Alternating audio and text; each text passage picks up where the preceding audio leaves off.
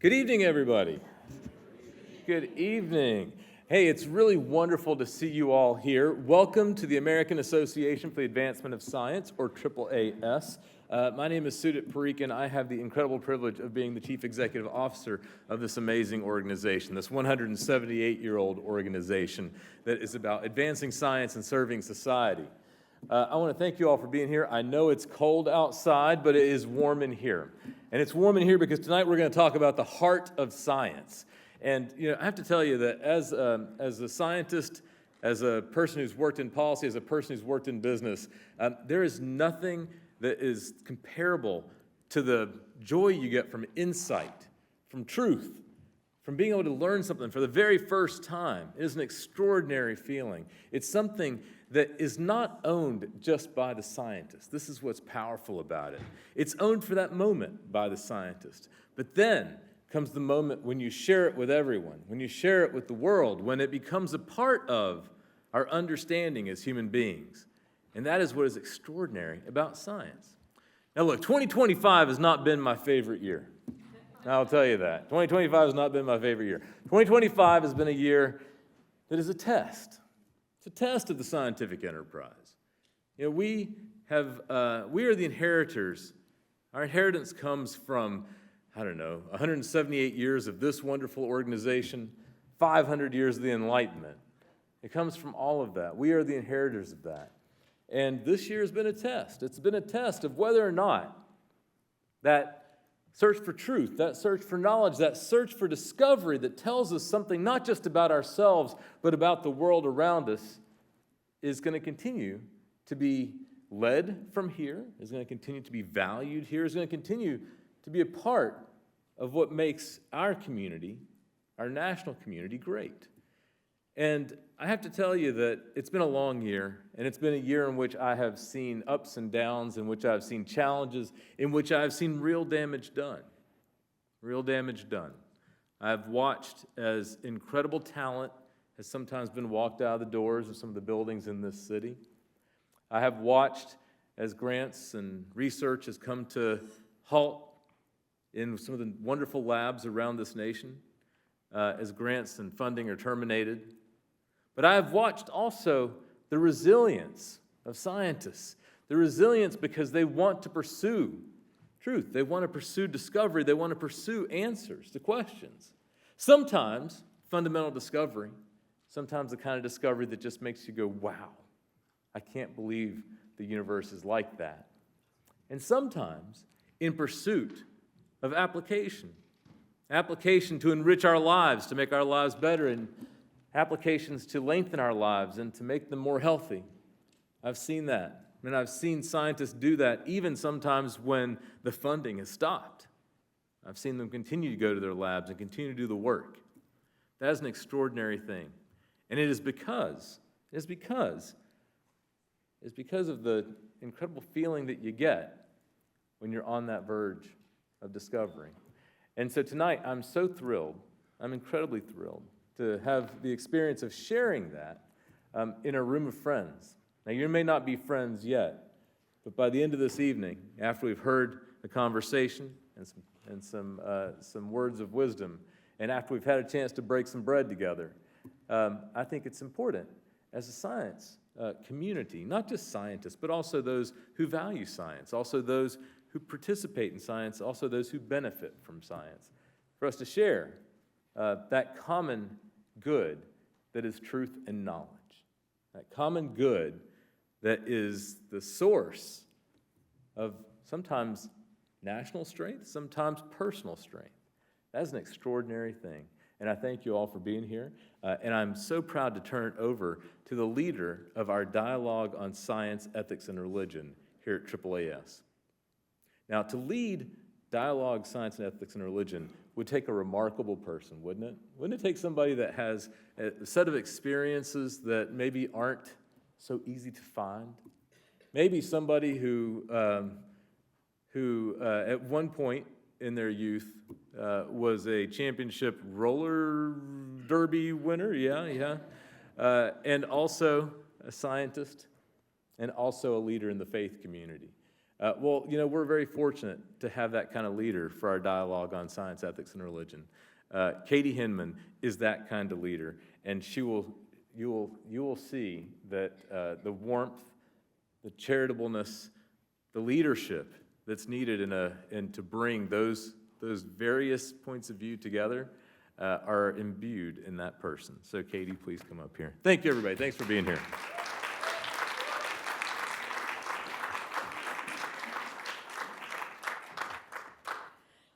Well, thank you so much, Sidib. I really appreciate that incredibly flattering introduction.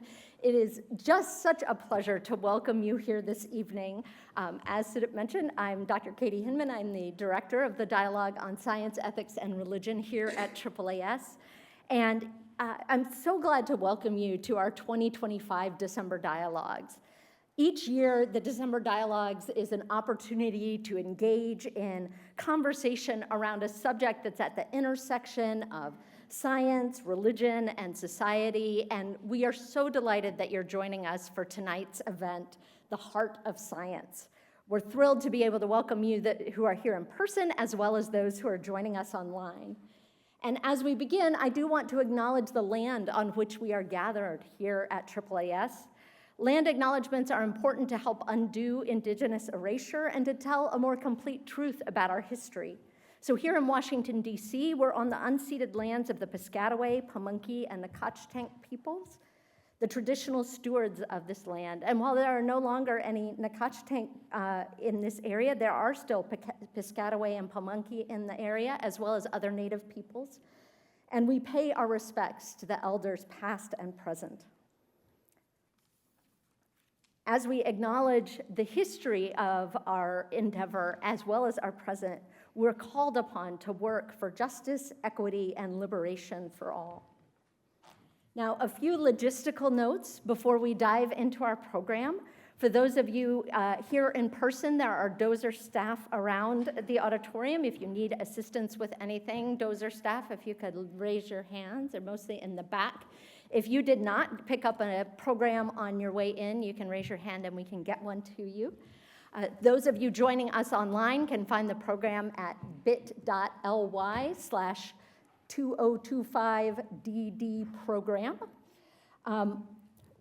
For those of you here, restrooms are located out in the lobby past the elevators and to your left. As you can see, we're providing ASL interpretation here live. And for those of you on Zoom, there is live captioning. You can activate that by selecting the CC or live transcript option at the bottom of your screen. And after the opening remarks from our moderator and stories, we will hear the stories from our various storytellers, and we'll also have a chance for discussion and some Q&A from the audience. We will have mics here for those of you joining us in person, but also both in person and online. If you'd like to submit a question for the Q&A, you can do so through Menti. You can see the QR code on the screen, and it's also on your program for those of us here in line. And just a reminder that this event is being recorded. The recording will be posted soon on our website, sciencereligiondialogue.org. Just to give you a little bit of background in case you are not familiar with AAAS or Dozer, the American Association for the Advancement of Science is the world's largest general scientific society and the publisher of the science family of journals. And the membership of AAAS represents scientists from all disciplines and fields. Our mission is to advance science, engineering, and innovation throughout the world for the benefit of all. And in 1995, 30 years ago, AAAS established Dozer, the Dialogue on Science, Ethics, and Religion, with the goal of fostering dialogue between scientific and religious communities, recognizing that these often overlap on issues in science, technology, and society. And we really emphasize the dialogue portion of our name. This is not just about science education or getting science information into new communities, but also recognizing that it is vital for the scientific enterprise to hear from faith communities and others who are thinking about and concerned about the moral and ethical ways that we do science, that we apply scientific advances, and that we're working in the world. The Dozer program does this in a variety of different ways, events and engagements with faith communities, with theological education institutions, with houses of worship. We host workshops for scientists on religiously inclusive science engagement. We provide public events such as this one, and we create a number of resources, including videos, profiles of scientists, that highlight the work that people are doing at this intersection. Hopefully, as you came in and as you're enjoying the reception, you will see the posters with stories from scientists who are working at this intersection and learn a little bit more about what's going on there. I also want to highlight the AAAS annual meeting coming up in February. Dozer is going to be organizing several events there, including a science engagement with people of faith workshop as a pre-conference workshop. And we're hosting a networking breakfast on Friday morning and a shorter workshop session during the regular session of the annual meeting. So I hope that you will join us if you are going to be there in Phoenix. And we also hope you will stay in touch with us after tonight's event. If you are not already on our mailing list, please join that. You can find us on our websites. As I mentioned, sciencereligion.dialogue.org is where you can find all of our video resources and our profiles. And you can also follow us on socials. And Dozer is funded primarily through grants and philanthropic giving. So if you would like to support Dozer, there's a link on the screen there where you can do that as well.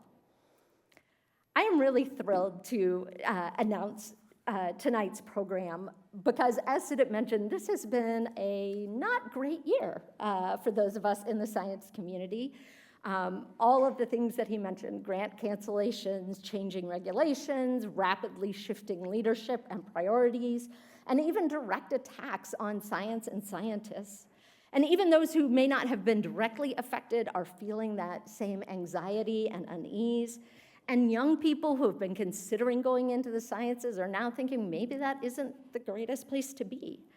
And so in the midst of all of this, it's no wonder if we're having a little bit of trouble finding joy and connection in our work. It can often seem like we're facing this uphill climb alone, and yet there is still joy to be found. As Sudip mentioned, there are discoveries to be made. There are people to meet and new questions to ask. Despite the accusations of some, we're generally not in this for the massive amounts of money that we're making or the prestige and fame or the, fabulous dating opportunities. Most of us are in the sciences because we love it, right? We love it. Something has caught our attention and our curiosity. There's something that brings us joy and inspires us in this work. And we love the chance to experience that. And we need that right now. We need to rediscover that joy in our work when all of these other things are going on. We need that permission and opportunity to reconnect with the joy of science, with what inspires us and how it makes our lives better. We need a chance like this to connect with one another and share that. And other people need to hear this from us too. We do a lot of wringing our hands over mis and disinformation, declining trust in science, lack of interest or understanding about why what we do is important. But the truth is that people don't connect with data and graphs that may bring us joy of significant p-values. Most people connect with people, with hearing what motivates them, with hearing about the things that are important to them. And we aren't always great as scientists about showing who we are as people. Although we often talk about trust in science, what really matters is trust in scientists. How do people see us as scientists? Are we people of emotion and moral character? What drives us in the work that we do? What troubles us about the work that we do? But we're not trained to talk about that, right? We're actively discouraged about talking about that. We are supposed to talk about what the data show, and it doesn't matter how we feel about it. But in fact, it does matter, and people connect with that. And that sometimes means not really talking about science per se, as much as talking about what's behind it, what's at the heart of it. Finding those shared values and priorities with people, our friends and our neighbors, our families and policymakers and leaders in our communities. And it also makes a difference for that next generation of scientists, those folks who were interested and now they're feeling discouraged and think this isn't a place for them. They want to hear from us, and they want to hear from people who share identity and ideals with them. They want to see themselves in science. And we can help them do that, but we have to step away from this idea of scientists being completely dispassionate and separated from the rest of the world, and let people see who we are behind our science. And that's why we've chosen this topic for this time. We want to amplify the stories of the folks behind the graphs and data, behind the papers and the policy reports, and show the heart of science. And to do this, we've assembled a wonderful set of guests tonight to share with us about the places they find joy and connection in science. Rehane Maktufi, Brandon Vaidyanathan, Carlos Martinez, Miriam Zeringhalem, and Edwin Lee. And you will hear more from each of them as they share their stories. And then afterwards, we'll have a chance for some discussion and conversation. And a reminder again, throughout the evening, you can submit questions on Menti, as well as for those of us here, you'll be able to ask questions afterwards. So I would like to start by introducing our moderator for the evening, Dr. Rehane Maktufi. Ray is an Iranian-American National Geographic explorer, researcher, and science communication trainer and strategist, focused on storytelling and popularizing the science of SciComm. And she combines evidence-based communication principles with engaging formats, co-producing and illustrating PBS Nova's Sciencing Out, and co-creating the SciComm Hotline podcast, and making explainers and comics on Instagram. So please join me in welcoming Ray Maktufi. Thank you. Thanks for the lovely intro, both Katie, and thank you for the lovely background that you all gave us. I'm a science communication trainer. I've been teaching storytelling for a very long time. I also studied a lot of science communication as a part of my PhD work, so storytelling, trust building. But I honestly feel like something happened this year that made me really feel why storytelling matters. So this year I did this fellowship. It's called the US-Japan Leadership Program. And you go to Japan. There are a few fellows from the US, a few fellows from Japan. And you get to hang and meet and learn from each other. And they're from all across the fields. Policymakers, military people, scientists, artists, everyone from everywhere. And one of the fellows, he was a military guy. He was a fighter pilot. And I'm from Iran. And I saw him, he's your very typical military person. If you want to find someone stereotypically from the military, that's how he looks. Big, and he had this short haircut with the blonde hair and everything. And I think I had a little bit of a visceral reaction when I met him. And the program, one of the things that they did was that very early on, they had us meet and sit with each other and tell stories and share things about things that we care about. And I was partnered with this guy. His code name is Felon, and he told me the story of how he got that code name. And he shared with me some of his personal stories, and as he was telling me these things, I was like, he's lovely. He's very sweet, and I was learning about how he cares about other people and why he's doing what he's doing. And throughout the fellowship, I learned that he's just a natural-born storyteller, and he will continue to tell stories. And I felt more and more like what you were saying, that he's kind of becoming my friend because of those stories. So at the end of the fellowship, we had a field trip to Hiroshima. And we go to the museum. And I enter the museum, and this is around the same time the Middle East conflict is happening. And on one hand, I'm in Hiroshima. On the other hand, on my WhatsApp, I'm seeing friends and family talking about worries about nuclear things happening, if they should be taking iodine, if they should leave the city. So it's pretty horrifying to read that and suddenly be in that space.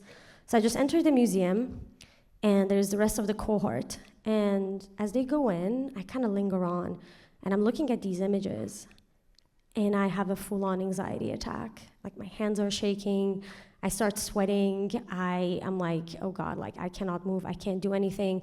And I look back, and for where my cohort is, and it's a full museum, I don't see anyone, my cohort is completely gone, and there's one person standing there, and it's this guy, it's Felon.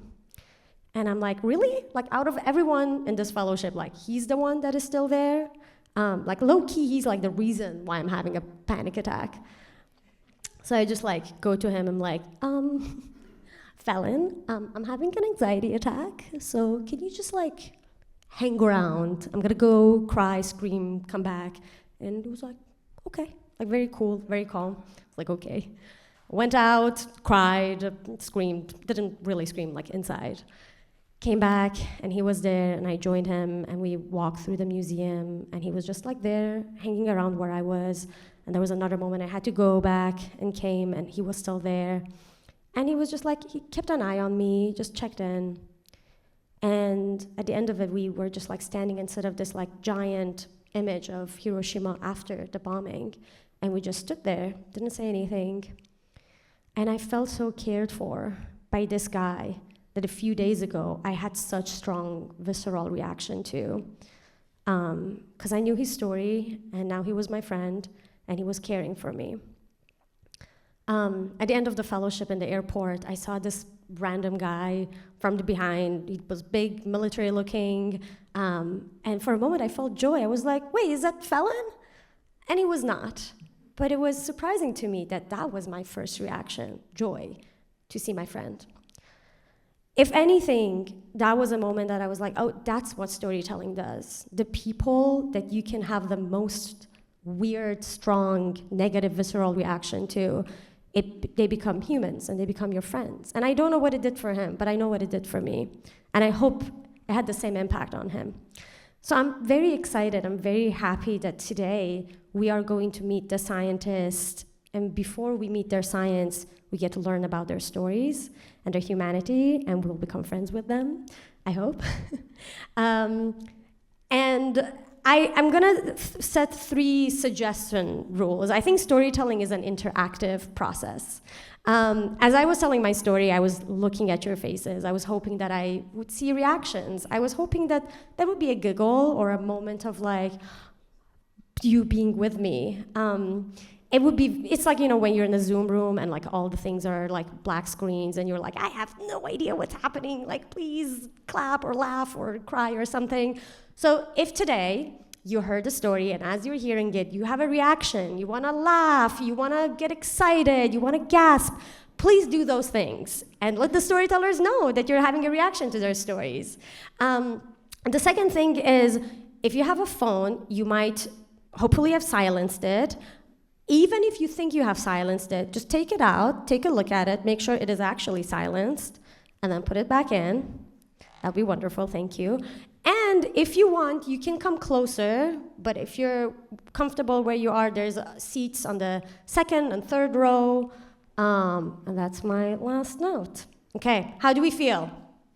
Yeah, everyone make some noise! Yes, awesome. I am very excited to introduce our first storyteller today. Maryam Zarinqalam. Dr. Maryam Zarinqalam is a DC-based biologist who now works in science policy, advocacy, and communication. She currently works as the Senior Director of Policy for the Center for Open Science, leading their policy efforts to increase openness, integrity, and reproducibility of research. She is also a senior producer for the Story Collider, that's where we met, bringing true personal stories about science to live audiences in the DC area, and teaching scientists how to leverage the tools of narrative storytelling to communicate their work. And with that, everyone, please make some noise for Maryam. All right. Thank you. Hello. It's wonderful to be here with you all tonight. So the very first question that my graduate advisor, Nina, asked me was, how crazy are you? Mind you, this was in an interview to be a graduate student in her lab, and so I was really not expecting that as the first question. I'd spent the night before prepping to tell her, all about my research history, getting ready for her grilling me on the fundamentals of biology, but how crazy am I? I don't know.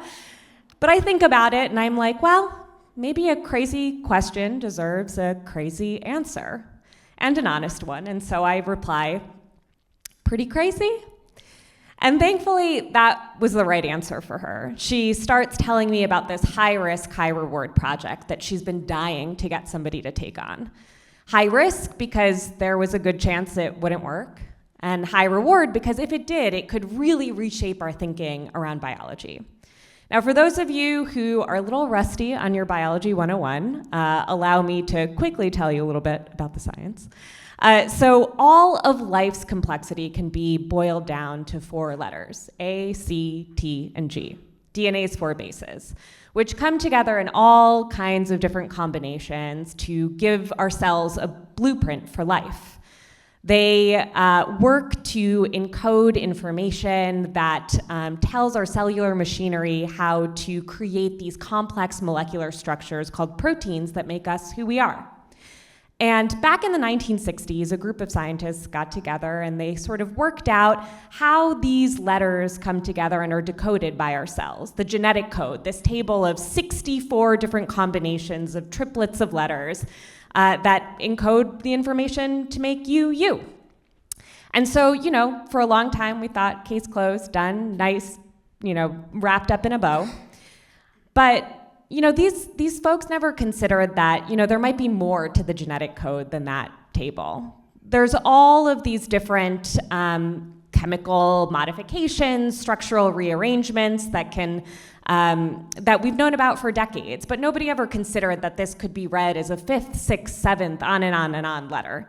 Until right before I started grad school, a group of scientists found that actually one of these little chemical tweaks could maybe potentially change how our cells read the genetic code.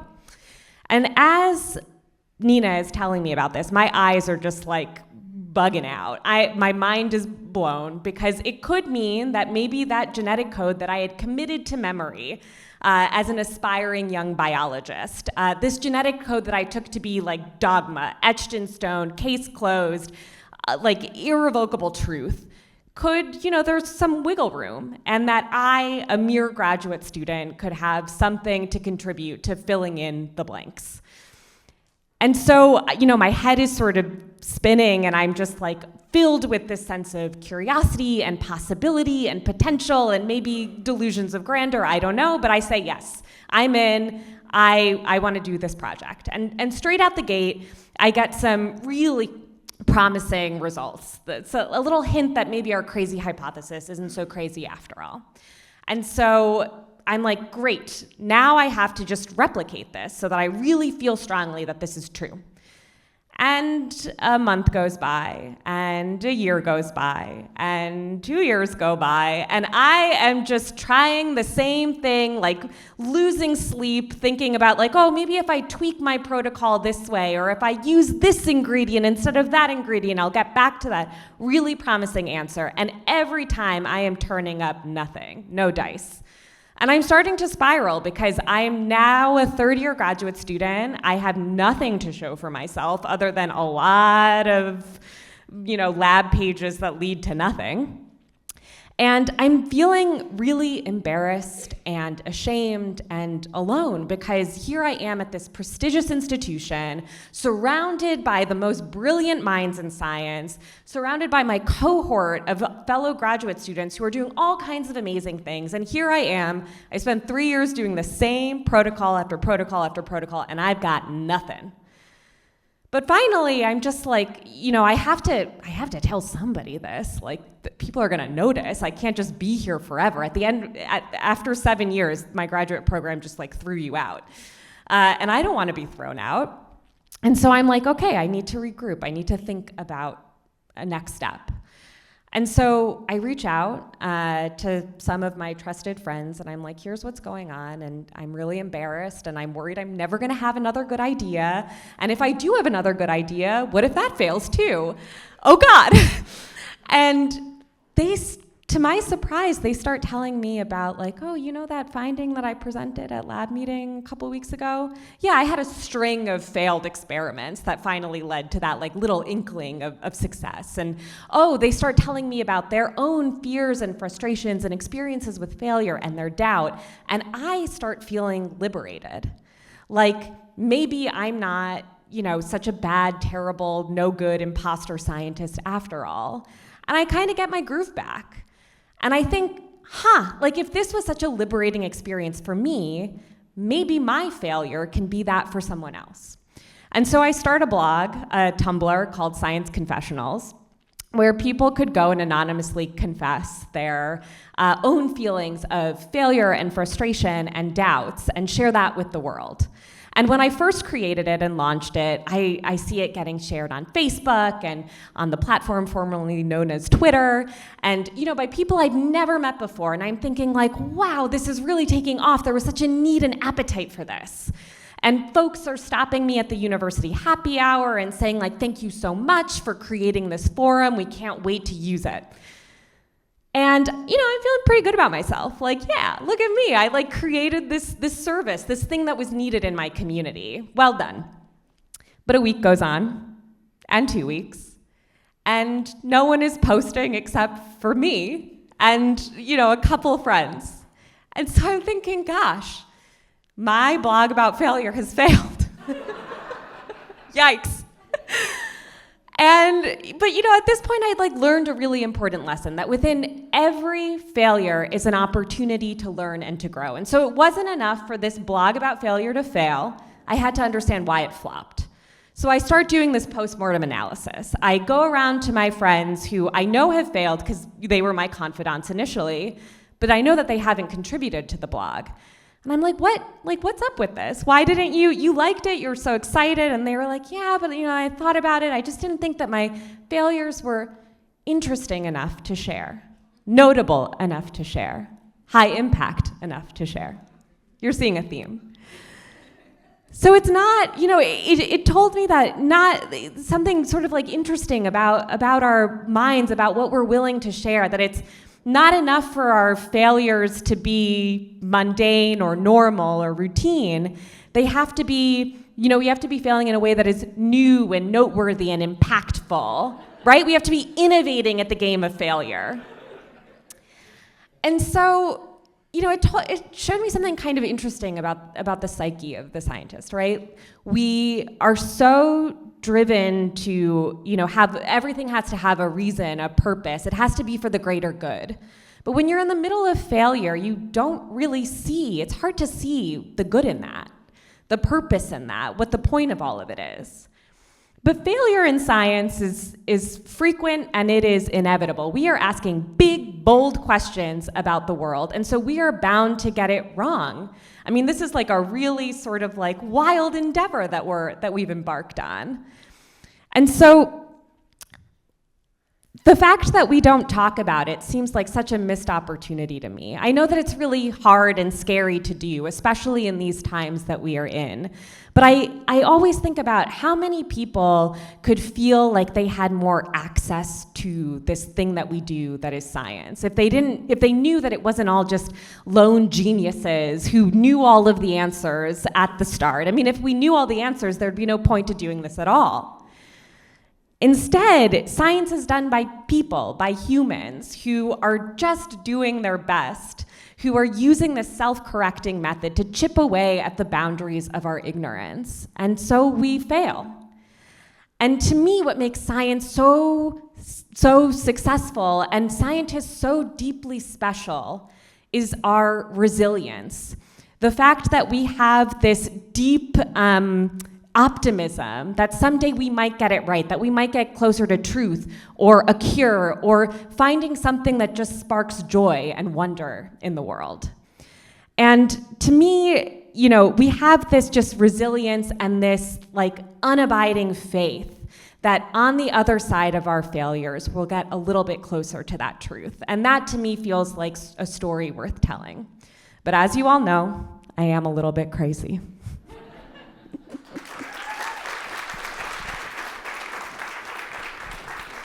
Thank you, Mariam. I love the every failure is an opportunity to grow, but also an opportunity to tell a story about failure. Those make for the best stories, so if you were ever wondering, keep your failures for your storytellings. Thank you. And our next storyteller is Dr. Carlos Javier Martinez, who is a senior climate scientist with the Climate and Energy Program at the Union of Concerned Scientists, where he focuses on community-driven research, Earth system modeling, data analysis, and science policy integration. He also leads the American Meteorological Society Committee on Spirituality, Multi-Faith Outreach, and Science, acronym COSMOS, which is one of the only acronyms I've recently heard that I'm like, oh, that's actually like a very good acronym. No shade to the scientists. And works to build relationships and connections between multi-faith and indigenous organizations and the Weather, Water, and Climate Enterprise on Environmentalism. Please welcome Carlos. Woo! Thank you so much, and good evening, everybody. Like you said, I work for the Union of Concerned Scientists as a climate scientist. I'm very concerned. That's a joke. But that's not the story that I want to share today. The story that I want to share today is one of belonging, curiosity, and gratitude.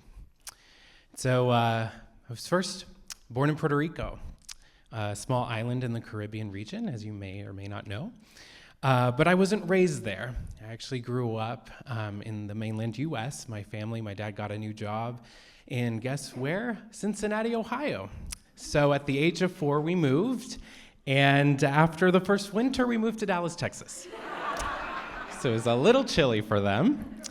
But it's where in Dallas that I caught what many meteorologists and climate scientists or atmospheric scientists say they caught the weather bug.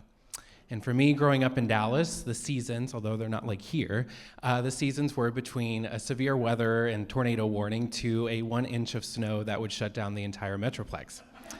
Nonetheless, it was a very enriching experience for me. I was fascinated by our atmosphere, by the different clouds, by the different forms of severe weather. When I was growing up during the summers, right, you'd think you'd be watching Cartoon Network. I was watching the Weather Channel. And 50 past the hour, for those of you who don't know, is when the Weather Channel would have Hurricane Central. And I was very keen at the 50 past the hour in the local on the 8s because during those 10 minutes, they would talk about the latest with hurricane season, and they would show all the spaghetti models with the hurricanes. And I remember, especially the ones that were close to Puerto Rico, because I have extended family there, would tell my dad, hey, you got to call abuela and abuelo, because guess what? This storm's going to come through and all of that and this and that and whatnot. So that curiosity was there to begin with. And it was when I realized I could pursue a degree in it, I was like, well, shoot, this is perfect. And that's what I did. I studied meteorology at Texas A&M University, and that was a very enriching 4 years of my life. It was not just the curriculum itself of understanding our atmosphere, but also I did a lot of experiential learning, from weather balloon launches to storm chasing. Yes, I did see cows. They weren't in the air. I saw funnel clouds. No tornadoes, not yet. But all of those experiences really helped formulate my understanding and love of what became my joy in science. But there was another joy that was creeping up for me, and that was my faith as well. Culturally Catholic, Puerto Rico is, and I really got to grow a fond to my Catholic faith during college. I had really formative experiences with very close friends during those 4 years. And it was during those 4 years I was really wrestling with the two, honestly. The joy of my faith and the joy of my love of the atmosphere. And finding that those two joys I felt were mutually exclusive, or just exclusive from one another. And the scaries I felt of just being open about that with my friends as a prospective professional in this field, worrying about my job prospects. And so, well, fortunately for me, it was junior year of college, so thinking about my life prospects and all of that, where I was fortunate to go to Boulder, Colorado, where I experienced a lot of snow for the first time, and that was a very formative experience for that. But also, the year that I was there doing a research experience for undergraduates at the National Center for Atmospheric Research, that was the same year that Pope Francis wrote the encyclical Laudato Si. And I remember how ecstatic I was. Like, if you were excited about Wicked, well, let me tell you, I was very excited about this encyclical. I printed the whole thing out, which I don't recommend doing for environmental purposes, but I had a Sharpie and I Sharpied it through. And what I loved about the encyclical in particular is that it not only spoke about theology and faith for me, but also it brought a lot of science to the scientific underpinnings to what's happening to our planet and the cry of the earth, in essence, and why that's happening. And the blend of both was very transformative for me. I got to see, wow, these two things in my life that I find value, I see a way to communicate that, and I see a way to galvanize that and be motivated by that. And that's why, from that experience, I decided to pursue graduate school, where I went to Columbia University, and my focus, my research was on Caribbean hydroclimate, or the rainy season of the Caribbean, because for me, I wanted to do something that gave back to the family that I love back in Puerto Rico, and the impacts that they are continually experiencing today with our environment. Another experience, though, that was very informative for me was the year after. I did a pilgrimage in Europe. For those of you who don't know, every few years, the youth body of Catholics around the world convene together in what's called World Youth Day. And I had the privilege of doing that experience with a few close friends of mine in Krakow, Poland. But we took several stops in between over a month-long pilgrimage. And one of the stops was Assisi, Italy. This beautiful, rural, quiet town where St. Francis of Assisi lived, the patron saint of environment and animals. And it was there where I felt a sense of quiescence and peace. We were on the hillside overlooking the monastery and the view of Assisi, and we sang hymns. We sang songs while overlooking what was a really beautiful, picturesque sky with just a few cumulus clouds. And I remember sitting there singing and also being very emotional too, because I felt both worlds colliding for me in a very joyous way, a very intimate way. And I felt a very galvanized energy within me about, you know what, I want to do something about this. And so after that summer, I started talking to other people, wondering if they too have those shared joys, whether it's Catholicism or not, any faith-based background. And over the years, I found that.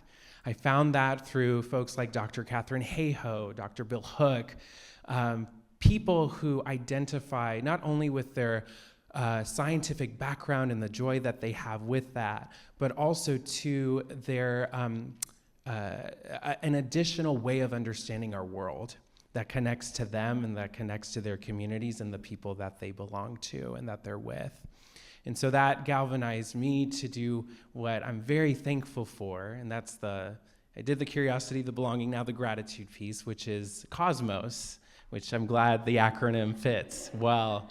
That is a beautiful community of folks, not just for myself, but for people in the sciences, particularly in weather, water, climate, to talk about their stories about their connection with our environment and the love that they each share with that, in addition to the work that they do in the science. And we get to have a space of fellowship, of belonging that continually grows today. It also motivated me to do the work that I do now. Very fortunate that I get to not only work, for example, as a AAAS Science Technology Policy Fellow with Dozer over the years, but two, with the current role that I do today at the Union of Concerned Scientists, where I do feel a sense of belonging in sharing my story, particularly on climate and my own faith upbringing and background as well. So all of that to say, I find gratitude with where I am, with the story that I get to find a lot of blessings with that I didn't know that I could. And I share it with people, and I find a lot of hope, too, in that despite the subfield that I am in, which can be very concerning and very scary, hope I find, for example, with communities that I talk to, and they get to share their stories and their connectivity with nature and the environment. Teaching to theological seminaries about weaving the morality and ethics of this issue. Like Pope Francis said, it's not an environmental issue, it's also these as well. To the joy I have in meeting prospective students and early career professionals who also see with two lenses and want to bring that out to the communities that they love and share and they grow with. And so I share that to say thank you. And again, my story of curiosity, belonging, and gratitude in this space. Thanks.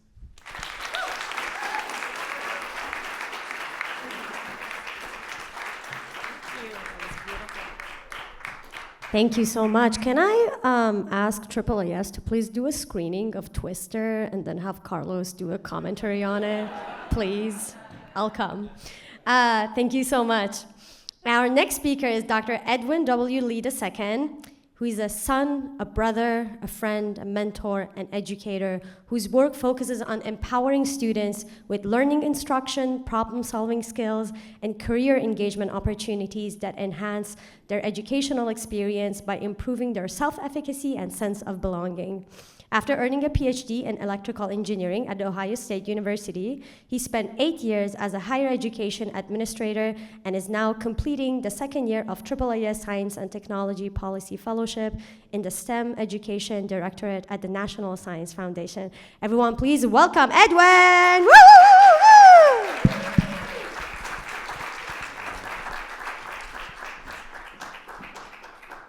Good evening. I broke a relatively expensive glass mask that I was using to do semiconductor processing early on in my graduate school career as a first-year graduate student. You know, that sinking feeling that you get in your stomach when you do something that you really didn't expect that you would do, and you surprise yourself at how terrible the moment is. Yeah, so I really wanted to own up to it, so I immediately contacted my advisor at the time, and I sent him an email, and he shortly sent me an email right back, and he CC'd every member of my research group, and within the body of that email was the sentence, "How could you be so careless?" And so I can diplomatically say that my first year of graduate school was rocky. My first advisor and I were not a good match. And after leaving his lab, I was in a point where I was questioning myself significantly. I wasn't really sure of my direction anymore. When I started graduate school, I knew that I was going to be moving forward into this really lucrative career, and then suddenly that was all disrupted, and I was very unsure. And I lost a lot of confidence. As I was floating between labs, I got a chance to work with a professor in the electrical engineering department named Dr. Betty Lise Anderson. And I didn't end up joining her lab, but I did get a chance to do outreach with her. She had this suite of electrical engineering projects that she would present to local schools and get students involved. And there was one project that stood out above them all for me, and it was this project, Paper Speakers. So with some cardboard and magnets and hot glue, some copper wire, a drinking straw, and some printer paper and an audio cable, students could fashion this speaker with their own hands, hook it up to their phones, and play their music on it. And it was just this incredible little project that allowed students to get involved, We gave them simple explanations of the science that dictated the operation of the speakers, and you could see the light bulbs turning on for the students. And this was great for me because in that moment it reminded me about my own passion for STEM, my excitement for being involved with it. I found another lab, and I got to work with my eventual dissertation advisor, Dr. Siddharth Rajan. And he, at the time, took on the work of really rehabbing me as a student. I had lost a ton of confidence, and so I needed someone with a lot of patience, and he provided that. There were moments in lab where he would be working directly with me at a probe station or looking over some work that I did on a computer, and I was so afraid to show that I didn't know an answer or that I was unsure of myself that I would freeze and just have nothing. And it was really great that he met me with so much patience in that moment and helped me along the way. To balance the difficulty I was having in the lab space, I started to work on building community. And so there was an organization at my institution called the Black Graduate and Professional Student Caucus. And so I would meet up with other students who were in all of these different areas of study, and we would commiserate and do life together, have fun, and we would also work and write together, and it was just a great group to feel human again within. I was also very involved at my local church, and so New Salem Missionary Baptist Church at the time, the church family that I developed there were some of the first people to call me Dr. Lee, and they would do it aspirationally. It was well before I had written a dissertation, well before, honestly, I actually believed I would get to the finish line. And so this tradition of calling things that are not as though they were is very powerful and means a lot to me in my own life. So I had these two worlds that I existed within. One that was really difficult, where I was in the lab space and having a hard time and spending lots of time in the clean room and poring over books. And one where I tried to fill my joy cup, where I would fellowship with members of the Black Caucus, and I would go to church and teach Sunday school and sing in the choir. And the distance between these two worlds was not sustainable, because naturally I wanted to spend a ton of time in one and I was avoiding the other. This came to a head one afternoon as I was meeting with my advisor one-on-one, and he asked me to explain a relatively simple concept, and I struggled. And he looked at me sternly and knowingly, and he said, "Edwin, if you can't explain it in your own words, you don't understand it." And there was that sinking feeling again. And it wasn't that he was being harsh. He was right, and he spoke with truth. But the other powerful thing that he did was he didn't abandon me in that. Like, he kept working with me. He didn't give up on my potential. And so it started me on the path of really rebuilding that confidence, growing as a student, and finding ways to find joy in that lab space. I started mentoring electrical engineering undergrads and doing outreach with them, so taking the Paper Speakers Project on the road.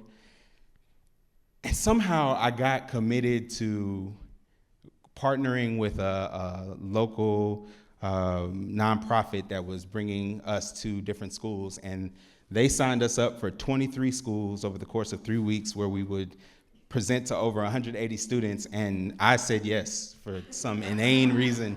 And there was no way I could do this myself. I bit off way more than I could chew. And again, I had to lean on community. One of the coolest parts of this was members of the Black Caucus saying yes to coming and working on this project, even though they weren't from STEM backgrounds, and they had their own checkered history with STEM education and feeling like they didn't belong in those spaces. And I assured them that I would make sure to explain it to them so that they would feel confident, and presenting it to middle schoolers, because you need confidence when presenting to middle schoolers. And I wanted to really drive it home for them and use plain language and make sure that they were going to be able to give those good presentations, because I understand that what you can't explain in your own words, you don't actually understand.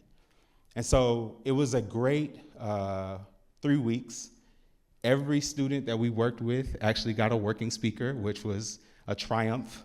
There was one that stands out for me. There's a young girl at a school that I went to, and initially she wasn't that interested in building a speaker, but I saw her as she was falling behind a little bit, starting to tinker with the different parts that we laid out for her. So I asked her again if she wanted to put the speaker together, and she obliged and started working on it. And we were getting towards the end of time, and she had started to test her speaker, and she plugged it in and played, and it made no sound. And I could see the disappointment in her face. And I said, whoa, let's take a look at it. And so I looked, and I could see that the way she had the speaker oriented was stopping the diaphragm of the speaker from being able to vibrate. So I had her kind of look at it and tell me what she thought was happening, and she pointed it out. And so she fixed it.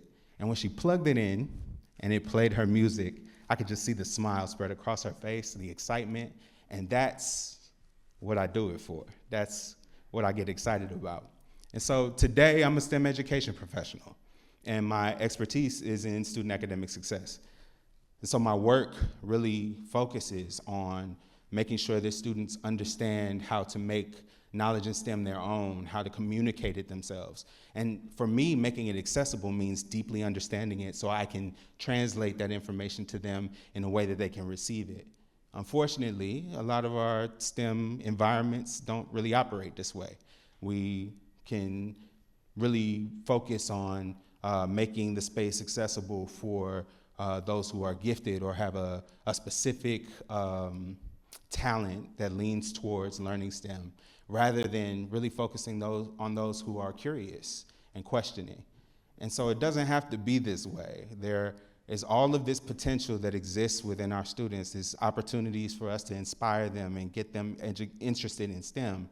And being one of those students that almost got thrown away, it makes me that much more excited about creating opportunities for joy for students as they engage with STEM. And I think if we just do a little bit in terms of our effort in making it accessible and bringing our own joy to these STEM spaces, we can shift everything. Thank you.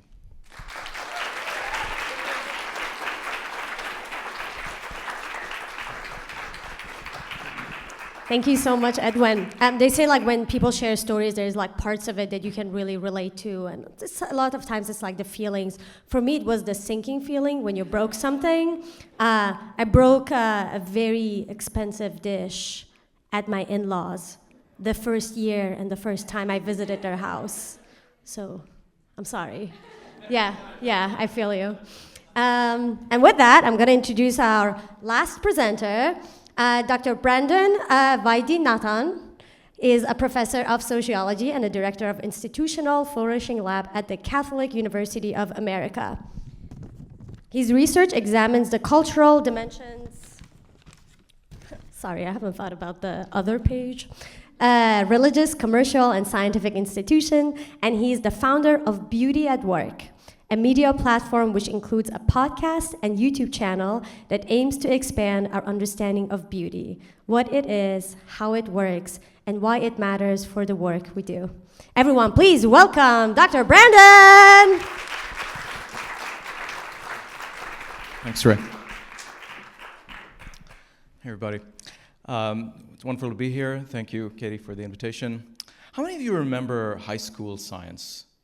Do you have a memory of what that was like? I remember almost nothing. Like I think I've like completely blanked, wiped it out of my memory. But I remember my physics teacher, and he was a pretty quirky personality. He had like shocking white hair, and not just because of the color of the hair, but because he would rub his comb through it so rapidly that it would stand up with static electricity, almost as if he had plugged himself into the universe.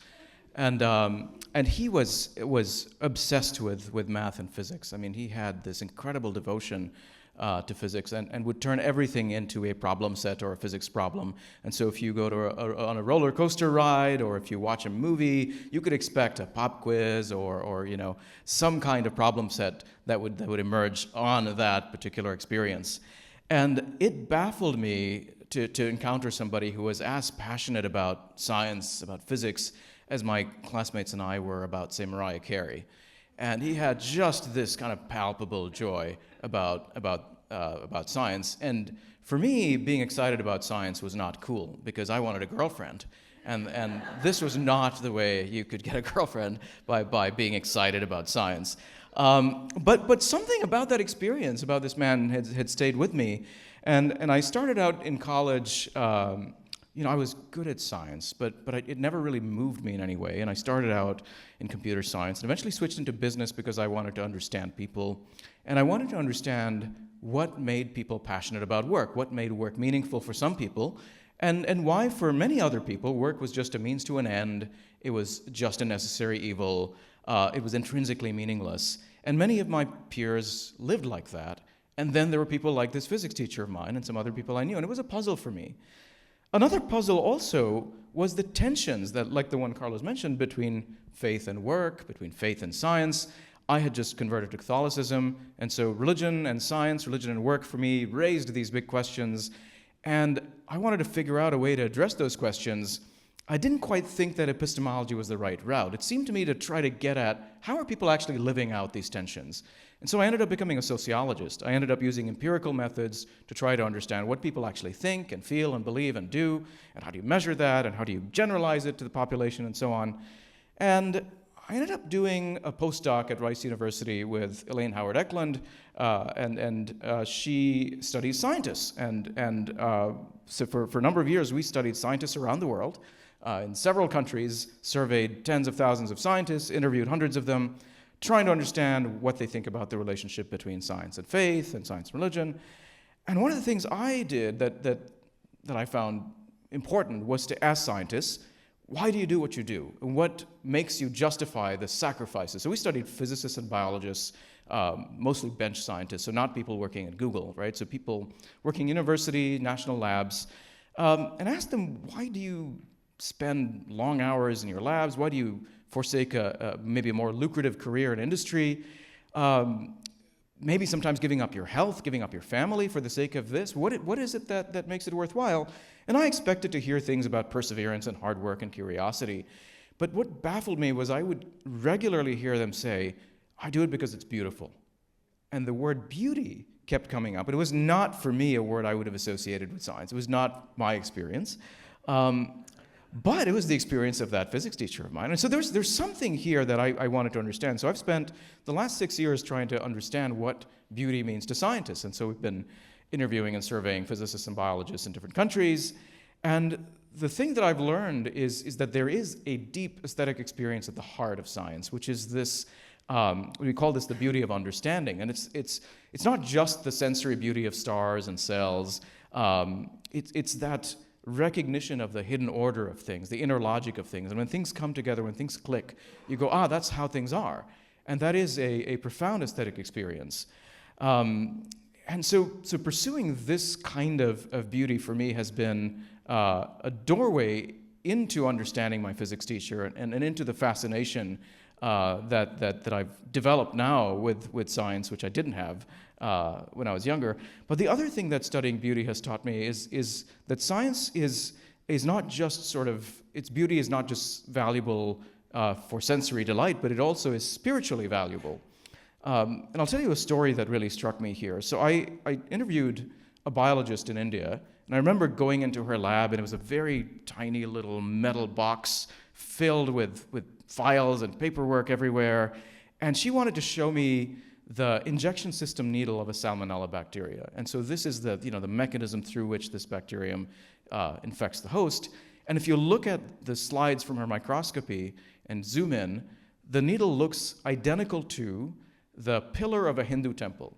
And it's incredible. It's got these trellises, and the structure is identical. And it made my hair stand. And I was like, this is crazy. I couldn't believe it. So I said, hang on, I want to take my phone out and take a video of this. And then I wanted to share it with everybody I knew. And so I ended up basically starting a YouTube channel and then a podcast about beauty and science, just to share the joy and the beauty that I experienced, but also the sense of awe that it's incredible what nature has to offer. For this particular scientist, again, it was not just this nice curiosity to find this pillar-like structure. It was a deep experience of awe because it resonated with her own faith. And she said, not only is this structure so beautiful that if I were a painter, I would have painted it, But it's led her to want to work towards a world in which we can live in harmony with bacteria. We're not there yet, but that's the aspiration, right? An aspiration for a different kind of relationship to other entities. And what struck me here is that there really is a tension between two stories about science. In one story, science is about three logics: domination, extraction, and fragmentation. So science is about a drive to master and conquer nature. Descartes talked about this aspiration of being masters and possessors of nature. Science is about extraction, maximizing the extraction of value, turning everything into a resource. The sense of everything becomes a way to extract as much as possible from nature to maximize human benefit. And then fragmentation, because science is, after all, about analysis. And you analyze things and you tear things down, you break things down. But there are a parallel set of logics that are the opposite of this. And that's what I encountered in scientists like this biologist that I met. And there's also a deep sense of reverence, a reverence for even things like bacteria, a sense that there is something here, there's an order here that transcends my imagination. There's also a receptivity to givenness. I don't make this. There's something out there. And I have to somehow be obedient to that. And finally, a sense of reconnection, a deep sense of unity, of union with all that is, right? And these kinds of spiritual experiences are at the heart of scientific practice for many scientists, whether or not they're people of faith. And so that's been the work that I've been doing for the past few years on a project called Meaning and Mystery in Science. And that's really opened up a new way of looking at science for me that has been personally spiritually edifying. The science writer Andrea Wolff told me that science is like a palace with many doors. And if you like bugs, or if you like the weather, or if you like math, and you're good at those things, those doors are open for you. But for Andrea, she found she was not very good at chemistry. She was actively discouraged from going into science. And then she discovered the story of Humboldt and fell in love with that story, and then ended up writing one of the best science books about Humboldt. So biography is a door. And for me, beauty has been such a door. And I hope that's a path that can open up science for many others. Thank you.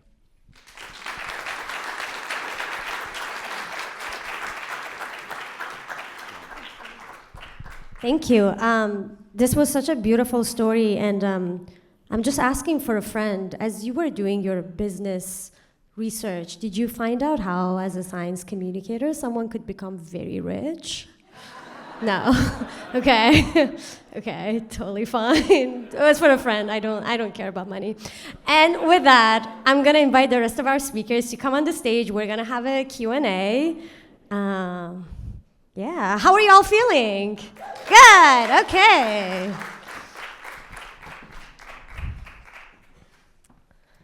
Okay, maybe this feels very far. Does it? Oh, yeah, okay. No, this is perfect, Okay, thank you everyone. How are you all feeling? Good, yeah, awesome.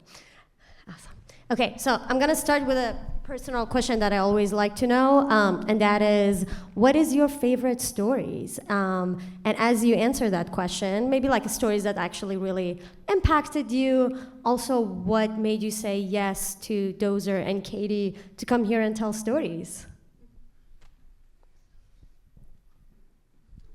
Okay. I'll give you a little behind the curtain. We were told that this question was coming, and the only story that has come to the front of my mind, and maybe like 8 to 10-year-old me will be really excited about this, but Transformers the movie, that story. And here's the reason why. It was the first time that, spoiler alert for something that happened in the 1980s, sorry guys. It was one of the first times that a major character died in a movie. So when Optimus Prime died in that movie, I was devastated.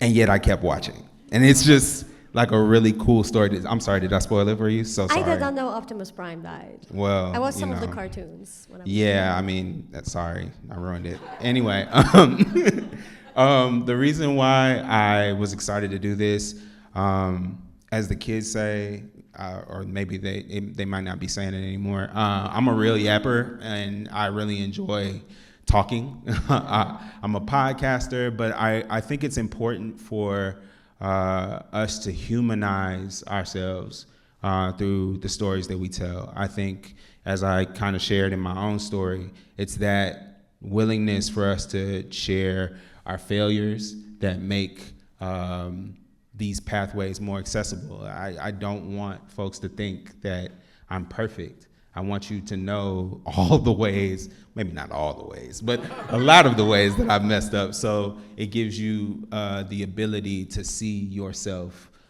in, my path and all of the myriad paths that are available. I could bring up a movie as well, and the movie that I watched over and over and over again when I was 11, 12, 13 years old was Groundhog Day, which is the perfect movie to keep watching over and over. But it just struck me, and for those of you who don't know, it's about a guy who relives the same day. He's stuck in the same day until he figures out how to get out of it, and the pathway through it is to sort of become a virtuous person and to learn how to live a correct, upright life. And he's a very selfish character, and you see this sort of really beautiful redemptive arc. And I was a very selfish character when I was 12, 13, 14, and I wish I could have, I think was somewhere that part of me was aspiring to some way out of a kind of rut that I felt stuck in. But I think what I appreciated about Katie's invitation was I'm usually the one moderating panels and asking questions and doing the podcast interviews, and so it was a strange opportunity to try to figure out where I find joy in the science I do, and there's certainly the joy of discovering some mechanism and some pattern, but I think where I find joy the most is in talking to people, and this great privilege I have, because I do both quantitative and qualitative social science, and it's the interviewing where I get to visit people and talk to them and hear their stories. That's where I feel the most blessed and edified, and those are really transformative moments. And so to be able to share some of that as a social scientist, I thought it was a great opportunity. So thanks again for the invite. Twister? I don't know if there's a moral to that story, other than don't park your vehicle under an overpass when there's a tornado. Don't do that. I do have family stories. The one that I gravitate a lot is my grandparents on my mom's side, whom fled Cuba during the Cuban Revolution with very little money to start a new life. I think about that a lot with the work I do, and a lot of gratitude for why I'm here as well. And then to Katie's invitation, I love storytelling. I love the relationality that it brings, the human nature that it gives us, the connectedness that it brings to us. I really see that a lot in climate, in earth sciences. When I talk to various audiences, I do share my story. And I also say that, any graph and chart I can give you does not have the weight that your story has with the people that connect with you in the stories that you share. And you don't need a PhD to have a curiosity and a desire to make change, in particular in that science, but I think that can be universal too. So, yeah.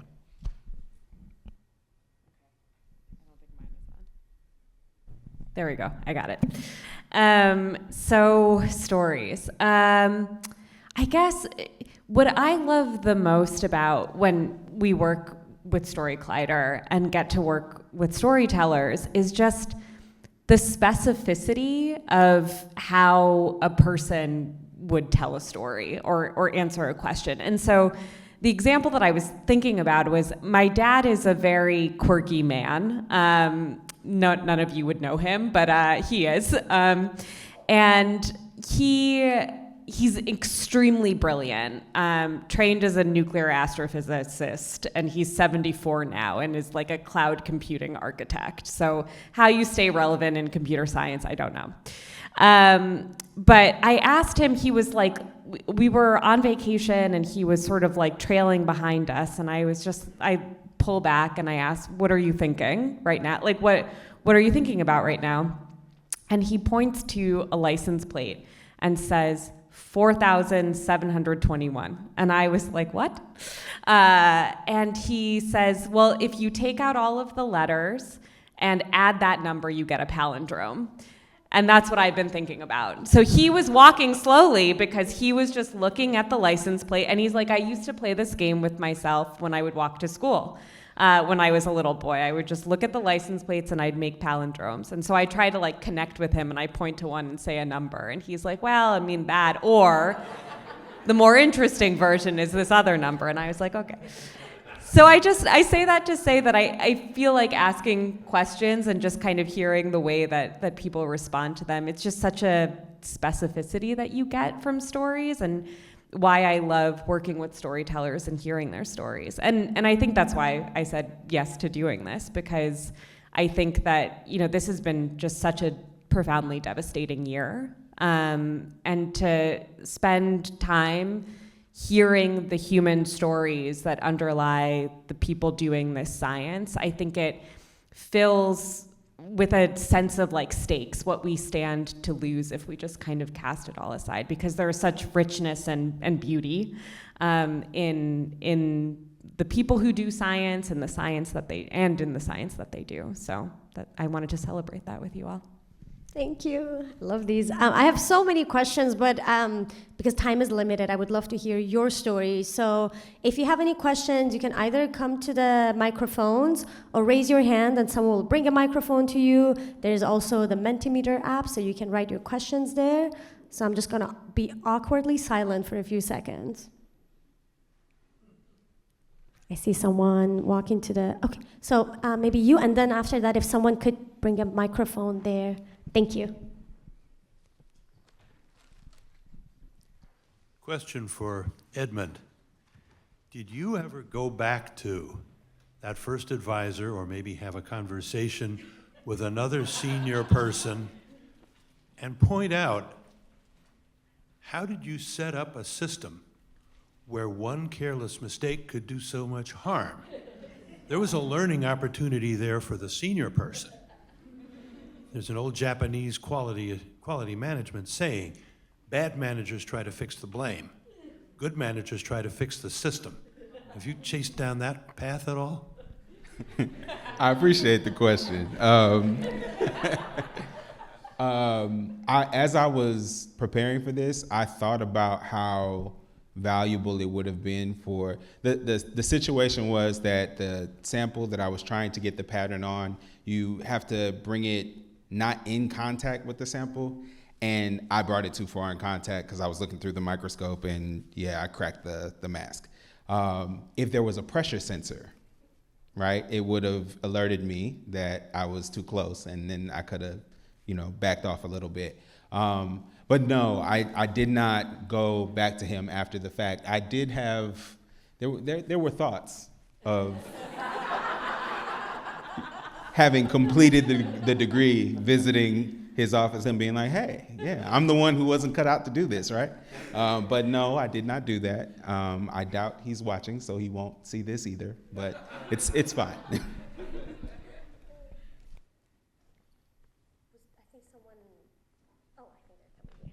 Rachel, do you want to ask your questions and then? Sure. This is a question from Menti. Today, there may be fear from scientists that exposing failure could lead to more distrust from the public. How do you think scientists can communicate the benefits of failure to the public? I think this is for me. So I guess there's two ways to answer it. One is I'm a big Peloton fan, and one of the Peloton instructors says if you sweep things under the rug, all you get is a lumpy rug. So I think that's one way to answer the question. The other is with science and evidence. And so in my day job, I work at the Center for Open Science, and we think a lot about sort of what breeds trust in research and how to increase research integrity. And there's a really nice study from 2016 in PLOS Biology, I think, and Brian Nosek, our executive director, is one of the authors of it. And what they did was they surveyed a bunch of members of the public around, you have researcher A who does a study, publishes it, and then you have researcher B who comes along and tries to reproduce it, and tries to replicate it. And there's different scenarios for, researcher B gets the same answer, great. Researcher B doesn't get the same answer. Researcher A responds by saying, you're wrong, I'm not gonna explore it. That undermines the public's trust, the people who were surveyed, their trust in that researcher to be ethical and to be capable. But if that researcher says, hey, you might have a point, let me investigate, that increases the sense of ability, of ethicalness, of that researcher being good. So that's a long way of saying that I think by exposing and talking about the process that underlies research and discovery, that creates a system where we're bringing people into how we think as researchers, how we process our understanding of the world in real time as we get evidence, that self-correcting process that is really about community and coming together and debating and discussing ideas. And so I think that if we just sort of dismiss or think that folks aren't smart enough or they are untrustworthy enough, that we're gonna back away and just say what we know with great confidence, even if we don't feel that confidence, I think that's where we start to get into trouble. But that's a great question, something I wrestle with all the time. Brandon, were you going to answer? Yeah, there's an interesting challenge. There's a friend of mine who ran some citizen science experiments, and he found they were working with two different groups. One in which it was an experiment that had been run numerous times, and you had the scientist sort of as the expert leading members of the public through this experiment. And then another group where they were trying something new that they hadn't done before, and they actually ended up discovering something. And so scientists and members of the public working together, and there was a new discovery, and they had to sort of correct their hypotheses and so on. And it turned out that the former group, the one in which the scientists were the experts and knew all the answers, yielded higher public trust than the second group. Like the second group sort of had lower trust in the scientists after. And so he's been wondering about what's going on here. Is it that just members of the public want high priests and revealing the kind of uncertainty and the process of, the way in which, truth has to be sort of really is provisional, that creates maybe more doubt. And there's also this old question that goes back to the tension between Hobbes and Boyle, where Boyle was so sure the experimental method would bring about this consensus. Like everyone's watching the experiment, they'll all agree about what's happening. And Hobbes would laugh at him and say, that's crazy, because they're going to come to it with their priors. And if your experiment validates their priors, they'll accept it. And if it doesn't, they're going to reject it. And so there's just this real puzzle about intellectual humility and how it could be really cultivated and what the role of scientists is. I don't have an answer to this, but it just seems like it's a thorny question that I wonder how we can address. Yeah, there was a study that just came out. I think it was titled "Should Scientists Lie?" And it was talking about this dilemma of transparency. And when the transparency existed, if it's transparency about us knowing the certain treatments that is positive, it's great. But if it's transparency about we don't know how things work, then that could affect trust another way. But I think the point is that everything is very context dependent, and an individual level, at least, I think what is super important is to disclose failure.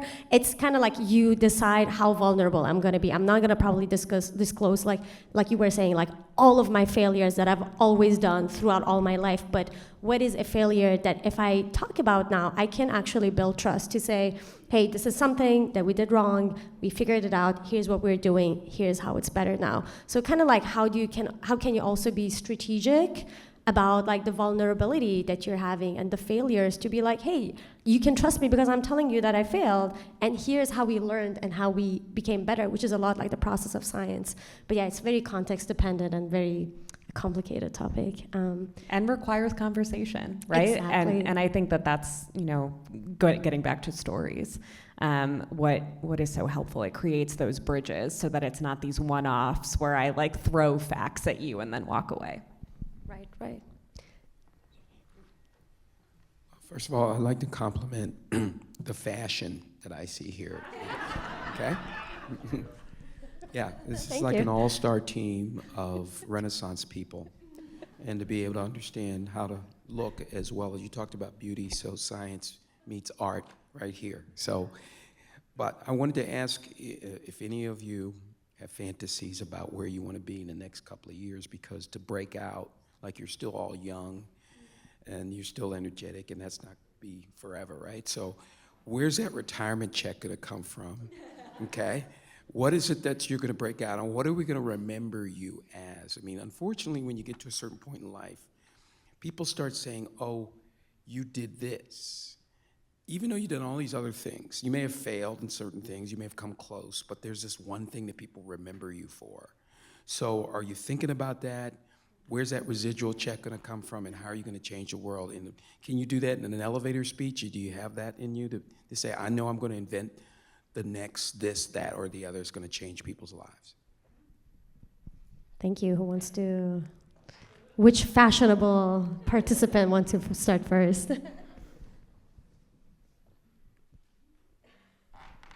It's kind of a question of legacy, right? Did I understand this correct? Kind of. I can try here. I don't think a whole lot about how I want to be remembered, but I hope that it's in the stories that my students tell, because I know that when I tell my story and when I talk about my successes, there are all of these people along the way who are responsible. Like it didn't just happen because I was so brilliant, and yes, I did the work, but there were these moments where folks stepped in at the right time. They had the right words for me. They were honest with me about things that were important for them to be honest with me about. And so I hope to live on in the stories that they tell, and in their willingness to give of themselves in the ways that they received. So it's something that as I've mentored students over the years, I have mentioned to them that what you are getting from me is because of my experiences. And if you've experienced this, you too have a responsibility for that person who's coming behind you that has a similar experience, who's struggling in similar ways, to see their moment of need and to step in that moment. Now, as far as what the retirement plan is, I don't know. Maybe the podcast will take off. Maybe I'll write a book. We'll see.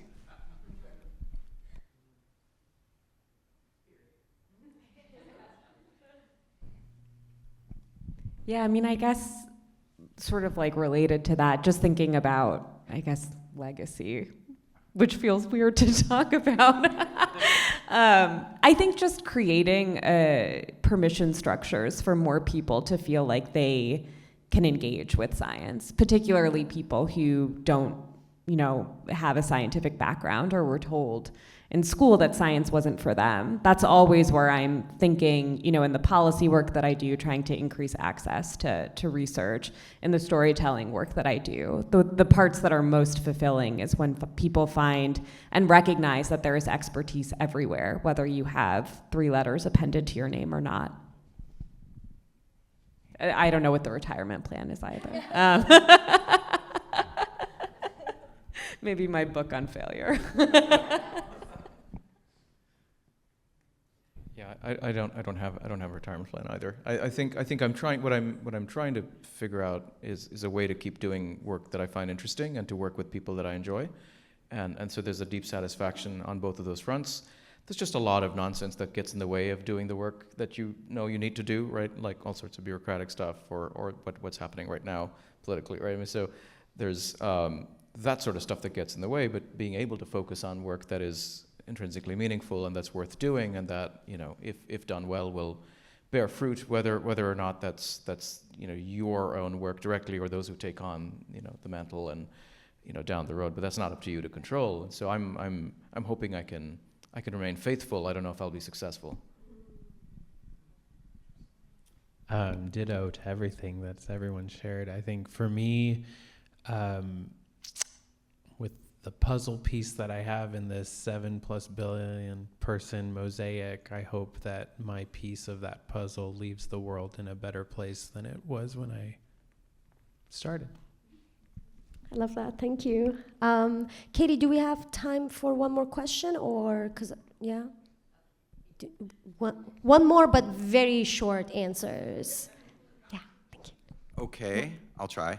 I have so many questions, but the one I will ask, just one, is we're all here because 2025 has been such a terrible year. Why did none of you choose to tell a story about 2025?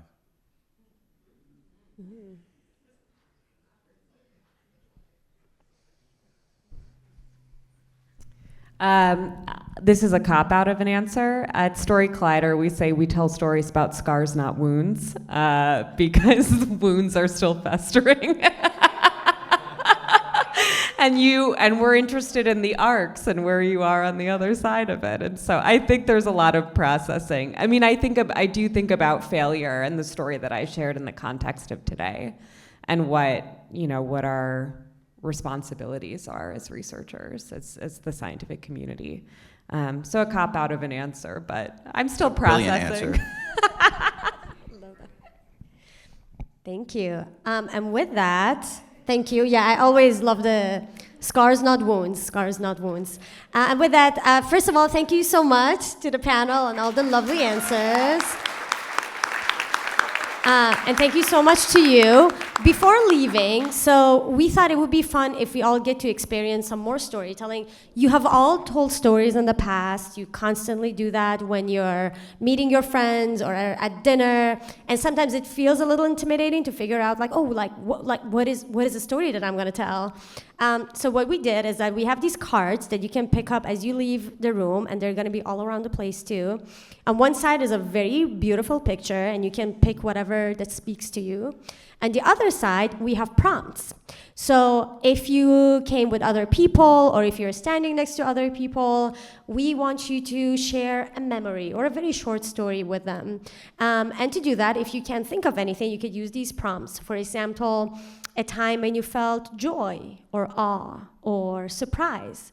A time where you felt cared for, or you felt appreciated, you felt connected, or you really felt seen, or you felt defeated, lonely, vulnerable. These are all the kind of stories that you can think about. Or there's a moment that comes to your mind where you saw something that really impacted you, or something you heard that really stayed with you, something you felt, something you smelled, something you tasted that really left a memory in your brain. Or if you're more of a visual person like me, you can look at the picture on the other side and look at the colors and the shapes and what it is and what's not, and figure out what memory it will remind you of. We're gonna do 3 examples, just very quick ones. For vulnerable, I remember I was in the 3rd grade, and it was the first time for math I got a single digit score on my math, and in Iran it's out of 20. And I remember feeling but I'm the smart kid. And it just really broke me, and I was oh God, I'm gonna be really bad at math. When I graduated, I loved math. It was my favorite thing. I wish I would have followed math, but yeah, that's a memory that really stays with me. Anyone else wants to share one of these? A mini memory or story? I can say quickly a time that I felt joy was a couple weeks ago. My daughter, who's now 13 and a half months, said her first word, which is up. And we thought maybe she can say her nickname, which is Azza. And so we're say Azza, Azza, Azza. And she says, up. And that was joyful. Edwin, do you want to share one? Yeah, sure. Time that I felt cared for, connected, or seen. I used to host people a lot, and so I got out of the habit. Maybe pandemic stuff or what have you. But I got back into that earlier this year, actually maybe a month ago. And so just doing things like that and being connected to folks and sharing good food. That's the time that I felt really cared for. As you hear these stories, please ask questions, tell them what you connected with, what you wanted to know more about, and keep the conversation going. And with that, we're gonna pass this on to Katie, who's gonna tell us more about what's next. Yes, so just a few things about our reception afterwards. These cards are where you picked up your programs when you came in, but they also will be scattered around, so we hope you will pick them up. And one way, if you aren't here with people you already know and you're trying to figure out how you could maybe start a conversation with someone, well, maybe look for someone who has the same picture that you do. There you go. We also want to give you opportunities to share your stories in other ways. One of the things that we are really hoping to foster in Dozer and in AAAS is helping scientists to share these parts of their lives. And if you are willing, we would love to record a story from you this evening. And we have a recording studio over in the conference room, the Ravel conference room. When you come out of here, it's on the right. If you're willing to come in and tell a short story and be videotaped, we would love videotaped. That's how old I am, recorded on the phone. We would love to do that. If you're online and have stories you want to share, do it. You can just share them yourself. And we would love it if you would tag us, or if you want to record yourself telling a story and send it to us, and we would love to share that with other people.